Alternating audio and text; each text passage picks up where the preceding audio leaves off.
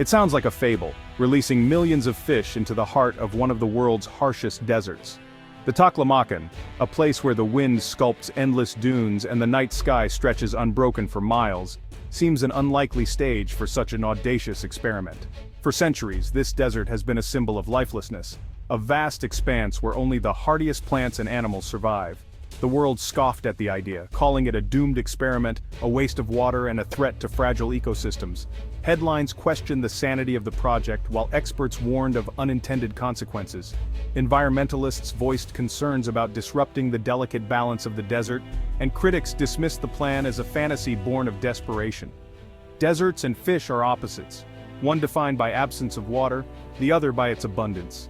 The very thought of fish thriving in a place where rain is a rare blessing seemed absurd, almost laughable. Yet it was this contradiction that made the idea so compelling. Yet, for the scientists behind this plan, it was a calculated risk, not a whim. Years of research, planning, and debate had led to this moment. They believed that with the right approach, the desert's hidden resources could be harnessed for something extraordinary. They saw hidden potential beneath the dunes, a resource that could fight back against desertification. Deep underground, ancient aquifers held the promise of life. If tapped carefully, these waters could transform barren sand into a thriving ecosystem, offering hope where there was none before. This wasn't about conquering the desert, but learning to coexist with it, to spark life where none should exist. The goal was not to erase the desert's identity, but to create pockets of vitality, to show that even the harshest environments can nurture new beginnings. As the first trucks of live fish vanished into the Taklamakan's shimmering heat, the world watched, breath held. The convoy snaked across the sand, carrying not just fish, but the weight of hope and skepticism alike. Every mile traveled was a step deeper into the unknown. The silence of the desert was about to be broken by a million splashes. Each fish released was a tiny act of defiance against the odds, a living symbol of possibility in a place defined by scarcity. This was a moment that would challenge everything we thought possible. The world stood witness, waiting to see if the gamble would pay off, or if the desert would reclaim its silence once more. To grasp the audacity of this project, you must first meet its adversary, the Taklamakan Desert. Its name means, "You can get in but you can't get out," a fitting warning for a sea of sand larger than Germany. For centuries, it swallowed cities and caravans, its dunes advancing relentlessly, devouring farmland and homes. The desert's expansion is a human crisis, displacing families and erasing cultures. It's also an environmental menace, fueling dust storms that travel across continents. Traditional defenses, tree belts and barriers, proved too slow, too weak. The Taklamakan's extremes, scorching days, freezing nights, and almost no water pushed life to its limits. The stakes were clear: stand still and be consumed, or try something radical. The government and its scientists knew only bold action could halt the sand's advance. They set out to change the very nature of the desert itself. In a move that seemed to leap straight from the pages of a science fiction novel, a group of visionary Chinese scientists proposed a plan that challenged everything we thought we knew about deserts and life itself. Their idea was as bold as it was unexpected: to fight the relentless advance of the desert using fish, creatures more at home in rivers and lakes than in endless sand. The breakthrough that made this possible? Hidden deep beneath the arid surface, vast and ancient aquifers of salty water lay undisturbed for millennia, waiting to be discovered. This brine, too salty for drinking or traditional farming, had always been considered useless, a harsh reminder of the desert's dominance.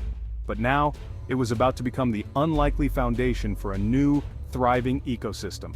The plan was ingenious: pump the saline water to the surface, create a network of artificial ponds, and stock them with hardy, salt-tolerant fish species like carp and tilapia, fish specially chosen for their ability to survive and even flourish in these challenging conditions. Solar-powered pumps would tirelessly fill these shallow, lined basins, transforming the barren yellow sands into a striking blue mosaic visible from above, a patchwork of life in the heart of the desert. But the goal was never just to keep fish alive. The scientists envisioned these fish as the engines of a new ecosystem, their presence setting off a chain reaction that could change the desert forever. If the fish thrived, they would provide a vital new source of food for local communities, bringing nutrition and economic opportunity to some of the world's harshest environments. Even more remarkably, the fish and their ponds would trigger a cascade of environmental change, attracting birds, insects, and eventually, lush vegetation to the once barren landscape. This closed-loop system was designed to transform sterile saltwater into a vibrant, self-sustaining oasis, teeming with life and possibility. It was a vision of turning the desert's own hidden resources against it, using what was once a symbol of lifelessness to spark a new beginning. The world had never witnessed anything quite like this before, a radical experiment that captured the imagination of scientists and dreamers everywhere. And so, with hope and determination, the experiment was set in motion, marking the first step toward a future where deserts could be transformed into thriving oases of life. Turning blueprints into reality required a logistical feat in one of Earth's harshest places. Armies of workers and machines carved massive basins designed to maximize algae growth and minimize evaporation. Miles of pipes and solar-powered pumps were hauled across the sand to tap the underground brine.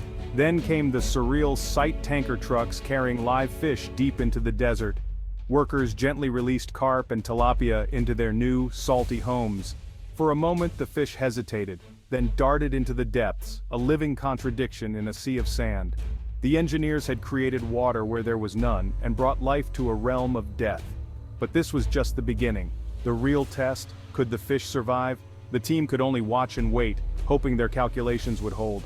The desert silence was now broken by the flick of a million fins. Building the ponds was one battle, keeping them alive was another.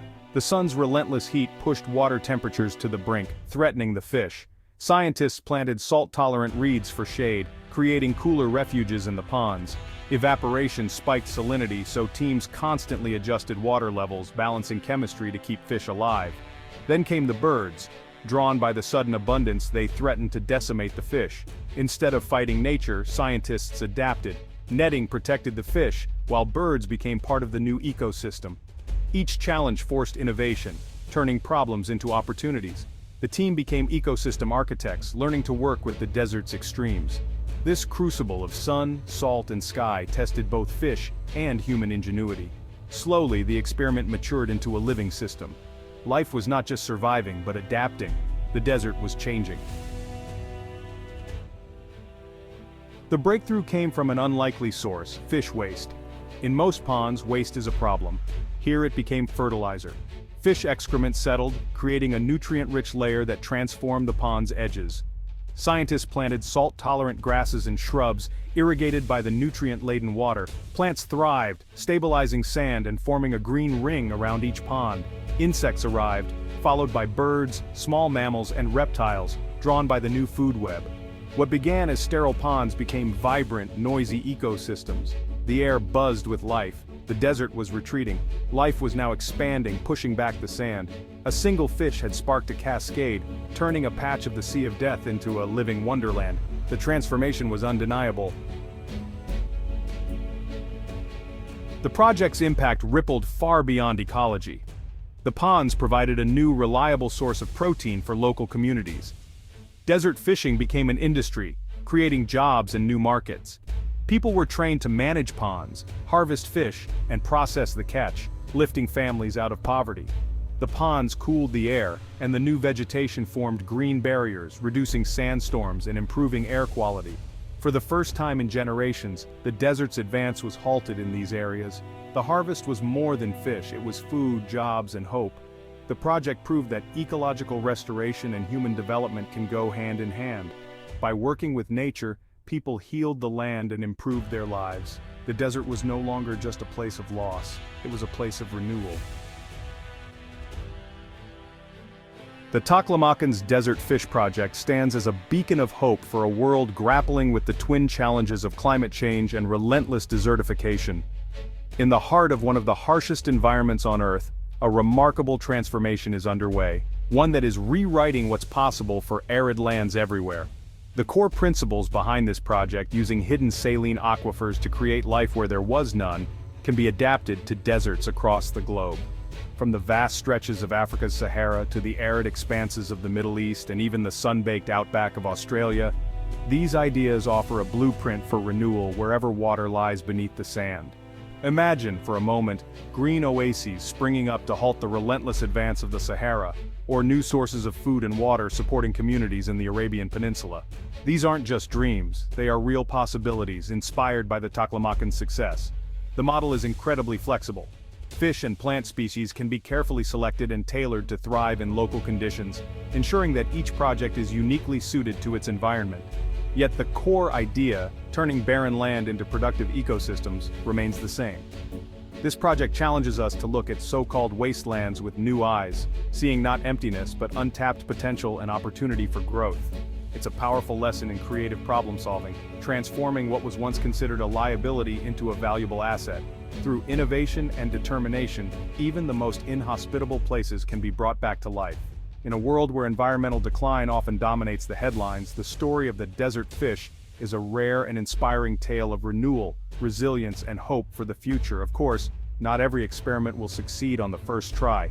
There will be setbacks and challenges along the way. But the potential rewards, food security, restored ecosystems, and thriving communities, are simply too great to ignore.